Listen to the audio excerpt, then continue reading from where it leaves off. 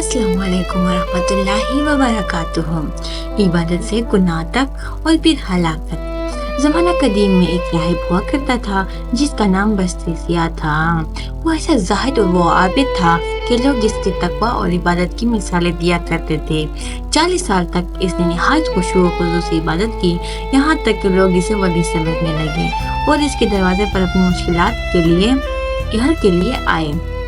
एक दिन शैतान ने दिल में वसवसा डाला, तू बहुत नेक है, तेरी इबादत मकबूल है, अब तेरा नफ्स भी मुतमईन है। इसी दौरान एक शख्स अपनी बहन को राहिब के पास ले आया कि वो बीमार है, कमजोर है और पर्दे में इसके सिवा कोई हिफाजत का जरिया नहीं। पहले तो राहिब ने इनकार किया, मगर लोगों के इसरार पर वो मान गया और लड़की को अपने हिजरे के करीब एक कमरे में रख लिया।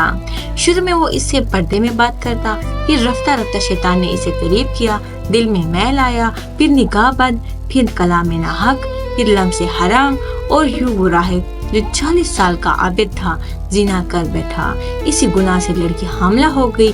जब बच्चा पैदा हुआ तो शैतान ने इसे खौफ दिलाया कि अगर लोगों को पता चला तो तुम्हारी इज्जत बर्बाद हो जाएगी।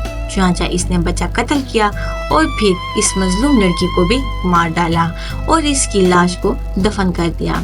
कुछ अरसे बाद लोगों को शक हुआ और इसका राज खुल गया। बादशाह के हुक्म से इसे कैद करके सजा सुनाई गई, सजाए मौत। जब इसे सूली पर चढ़ाया जाने लगा तो बस्तिसिया ने इस गुमान में कि शायद अपनी जाल का कोई रास्ता है, शैतान को सजदा किया।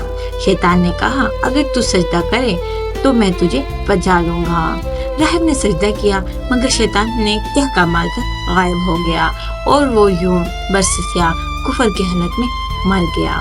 इबादत का गुरूर बंदे को तबाह कर देता है। शैतान सबसे पहले इंसान को गुरूर में मुब्तला करता है, फिर उसे मासियत की तरफ ले जाता है। अल्लाह की पनाह मांगनी चाहिए कि अंजाम ईमान पर हो। सुनते रहिए मीनू के इस्लामी वाक़यात।